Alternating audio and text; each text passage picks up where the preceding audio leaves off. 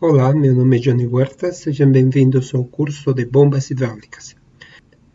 Vamos começar um novo capítulo chamado de Teoria Elementar da Ação do Rotor. Vamos começar a falar pelo primeiro item, que é o diagrama de velocidades. Para falar sobre o diagrama de velocidades, precisamos entender como percorre uma partícula de líquido o rotor de uma bomba centrífuga. Do lado esquerdo, temos o esquema de uma bomba centrífuga com um corte onde se pode observar o rotor. O rotor tem um bordo de entrada que está alinhado com a boca de entrada da bomba e um bordo de saída que descarrega todas as partículas do líquido na voluta. Do lado direito temos o esquema do rotor, mostrando que o rotor pode ser considerado como um cilindro oco. O líquido entra no bordo de entrada do rotor e logo entra em contato com as pás que imprimem no líquido uma velocidade que é a velocidade angular de rotação do rotor. Mas a partícula de líquido, ao entrar no rotor, já vem com uma velocidade que é paralela ao eixo do rotor. Quando a partícula do líquido entra em contato com a pá, esta velocidade aparece tangencialmente à pá e é chamada de velocidade relativa. A partícula do fluido, ao entrar em contato com a pá do rotor, é arrastada pela pá no seu movimento rotatório e irá percorrer uma trajetória até o bordo de saída do rotor. Então é possível observar que as partículas do fluido, identificadas por estas setas, entram em contato com o bordo de entrada do rotor. Essas partículas já apresentam uma velocidade definida como V0 e que ao entrar em contato com a pá do rotor, essa velocidade é transformada numa velocidade relativa que é tangente à pá do rotor. E a partícula, ao mesmo tempo, é empurrada pela pá do rotor, que imprime na partícula uma velocidade de rotação relacionada com a velocidade angular. Vamos tentar entender como seria a trajetória de uma partícula líquida dentro do rotor. Para isso precisamos de duas imagens. A primeira é a projeção meridiana do rotor, que seria um corte do rotor visto de cima, e a segunda seria uma projeção horizontal, que seria a vista do rotor como entrando na boca de entrada da bomba.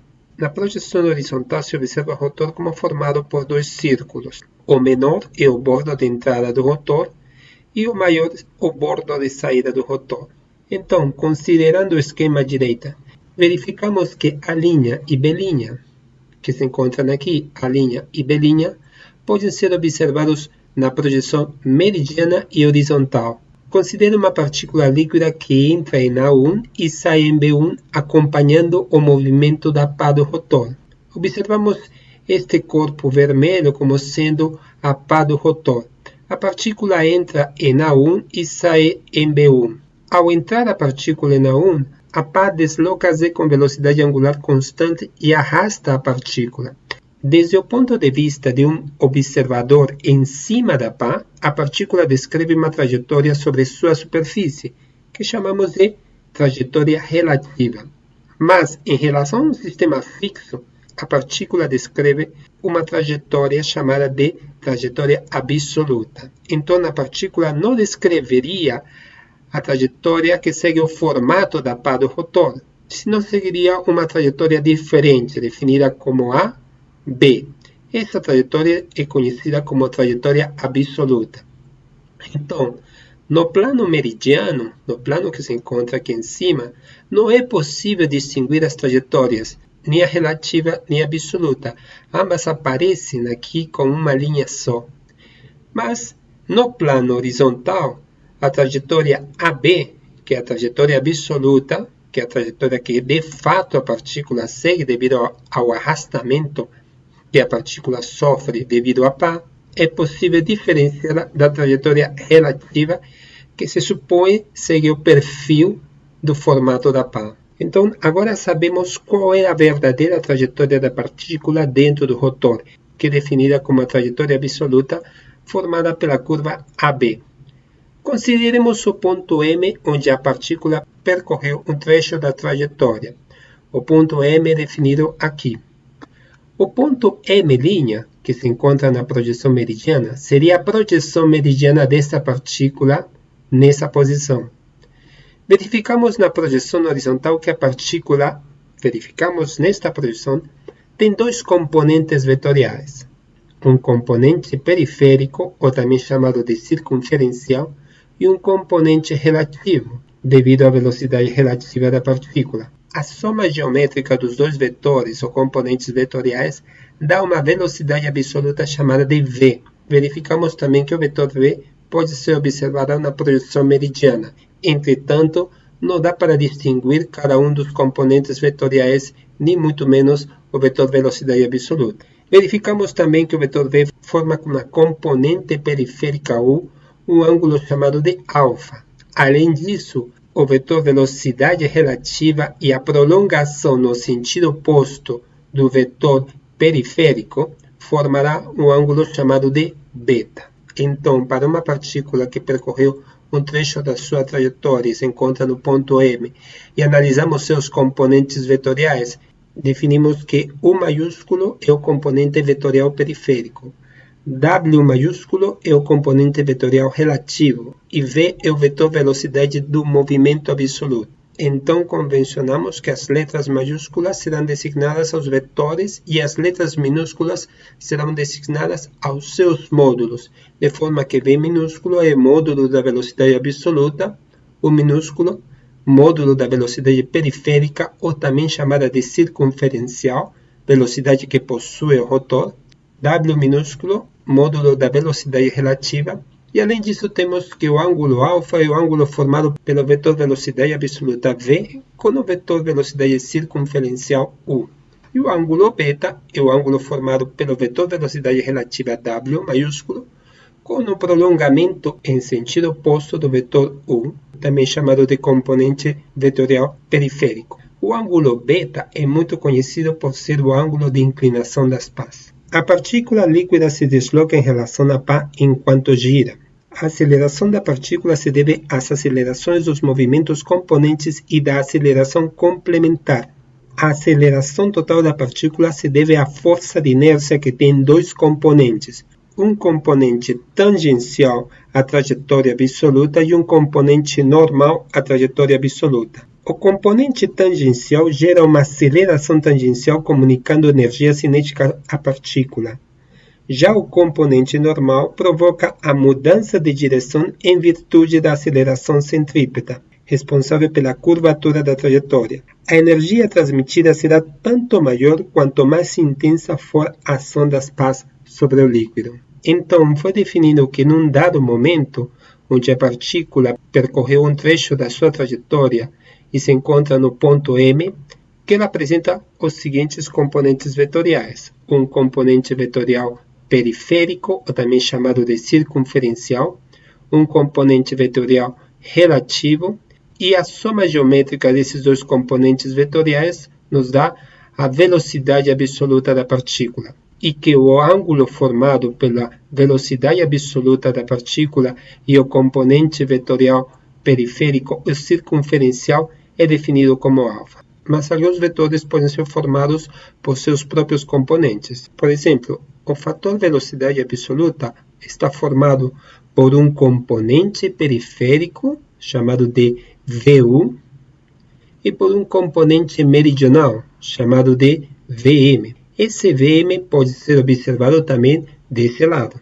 Ao mesmo tempo, a velocidade ou componente vetorial relativo pode ser formado por dois componentes. O componente periférico, que forma um ângulo beta com a velocidade relativa, e o componente meridional, que coincide com o componente meridional da velocidade absoluta. Esse componente meridional da velocidade absoluta também pode ser observado desse lado.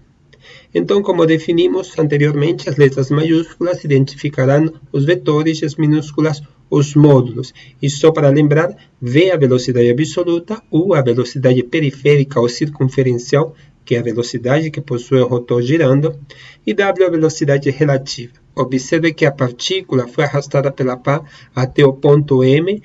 A partir desse gráfico e da decomposição de seus vetores, podemos isolar esses vetores e seus componentes da seguinte forma.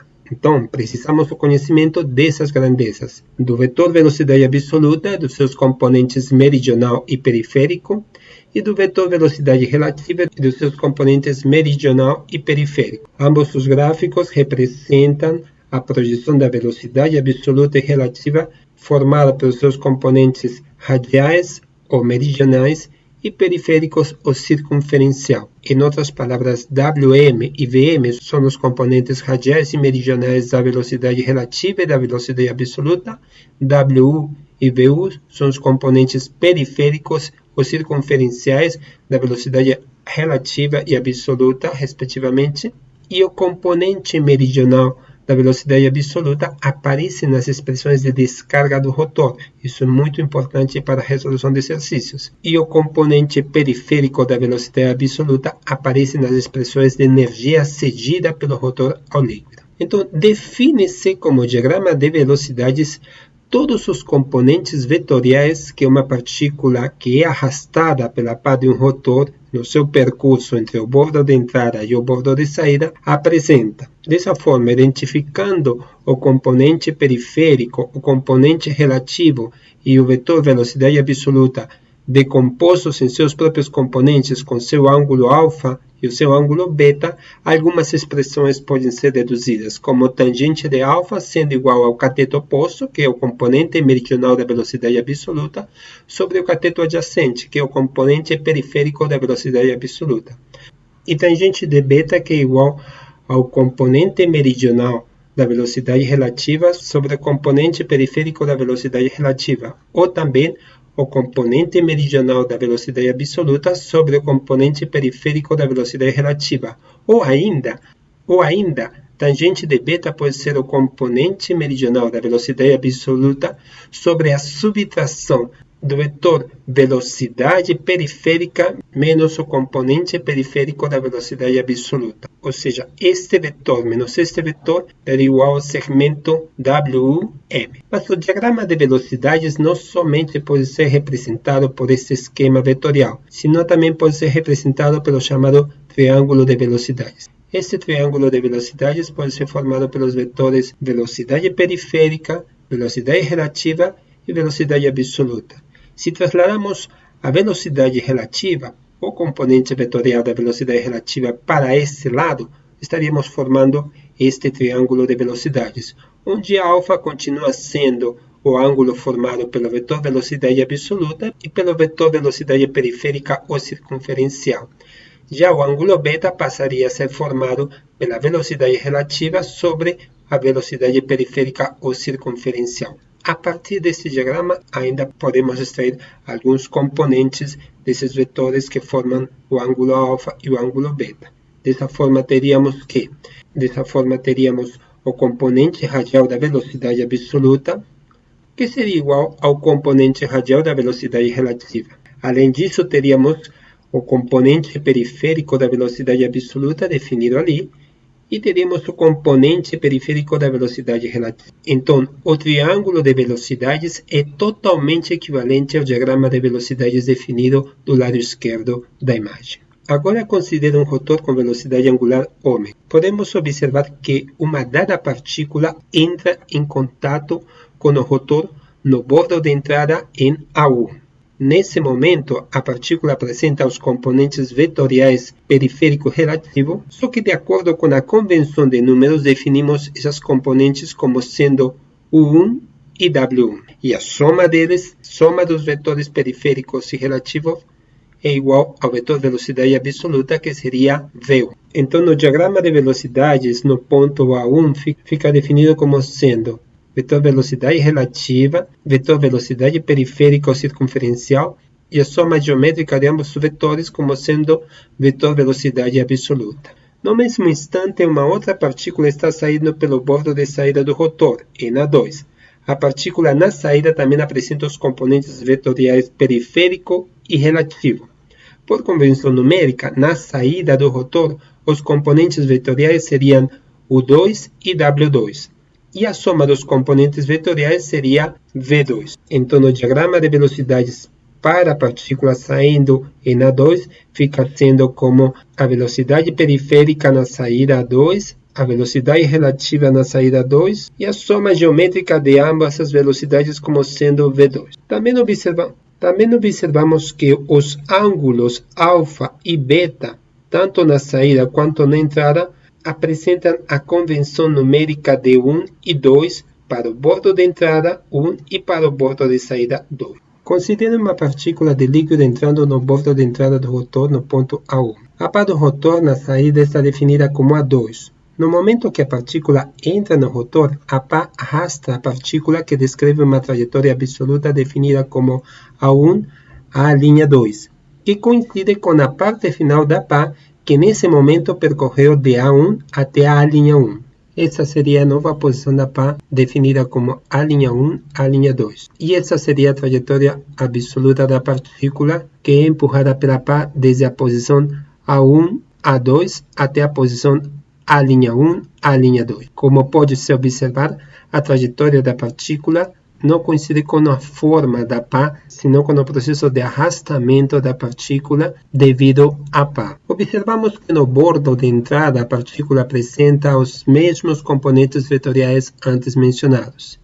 E no bordo de saída, ela apresentará também os mesmos componentes vetoriais que antes mencionamos, com a única diferença que estes componentes vetoriais apresentam o número 1 no bordo de entrada e o número 2 no bordo de saída. Então, uma partícula vinda de um tubo de aspiração chega no ponto A1 com velocidade V1, onde encontra a pá girando com U1, com módulo. E essa velocidade periférica é igual à velocidade angular vezes o raio 1, que é o raio menor. A partícula entra em A1 com velocidade relativa W1 tangente ao perfil. No ponto A, então, temos que a velocidade absoluta é igual à soma vetorial da velocidade relativa W1 mas a velocidade periférica U. Então, a pá arrasta a partícula, obrigando-a a descrever a trajetória A1 à linha 2. No bordo de saída do rotor, a partícula apresenta os seguintes componentes vetoriais. A velocidade V2 resulta da composição geométrica de U2 e W2. E observe um aspecto muito importante. Enquanto a partícula descreve a trajetória absoluta, sua velocidade relativa vai diminuindo, essa seria a velocidade relativa, vai diminuindo devido a resistências encontradas no percurso e a modificação do canal. Então, observamos que o módulo da velocidade relativa no bordo de entrada do rotor é maior que no bordo de saída do rotor. Na saída, teremos que, vetorialmente falando, a velocidade absoluta no bordo de saída é igual à soma dos vetores velocidade relativa em 2 mais velocidade periférica, ou também chamada de circunferencial, em 2. Finalmente, vamos falar sobre as pás inativas. Imagine inicialmente um rotor formado por um disco e uma coroa, concêntricos e paralelos, não dotados de pás. Estando o rotor em movimento, imaginemos que o líquido escoe livremente entrando pelo centro e saindo pela periferia. Entra pelo centro e sai pela periferia, ou seja, entra em A1 e sai em A2. Sua trajetória absoluta, que no caso se chama também natural ou espontânea, será a linha radial A1, A2. Agora imagine um rotor formado com pás com formato A1 a linha 2. Essas pás não interferirão no escoamento, que continuará como se elas não existissem, e segundo A1 e A2. Tais pás seriam ditas sinação ou também chamadas de pás inativas. De fato, enquanto a partícula seguiu a trajetória A maiúsculo 1 a linha, a pá irá percorrer a distância A linha. Enquanto a partícula percorrer a distância A B', a pá também irá percorrer a mesma distância no mesmo tempo B', e assim por diante. Os pontos da pá apenas alcançam a partícula, mas não modificam sua trajetória. Ao deixar o rotor, o líquido teria uma velocidade relativa W2, tangente à pá, que somada vetorialmente com o 2, velocidade circunferencial do rotor, daria a velocidade V2, ou velocidade radial. Vamos agora supor que as pás apresentam um perfil A1, A2, linha 2. A trajetória relativa terá evidentemente que se conformar com o novo perfil das pás, e agora a partícula apresentará uma trajetória A1 a 3, linha 2. A trajetória, porém, não será mais radial, e sim uma trajetória forçada. Então, dependendo do formato da pá, ela pode não ter efeito de arrastamento na partícula que entra no bordo de entrada do rotor. Chamamos então de 1 a pá inativa, de 2 a pá ativa, de 1 e 1 linha, que seria 1 e 1 linha, são duas trajetórias, é a mesma pá inativa em duas posições. Então, esta pá inativa coincide com essa posição quando o fluido se encontra na 2, como se não tivesse efeito nele. E 2 e 2 linha, a mesma pá ativa em duas posições. Então, observamos que esta pá sim consegue imprimir um efeito de arrastamento da partícula, modificando sua trajetória de A1 até A3'2. Então, com isso definimos o que seria uma pá inativa e uma pá ativa.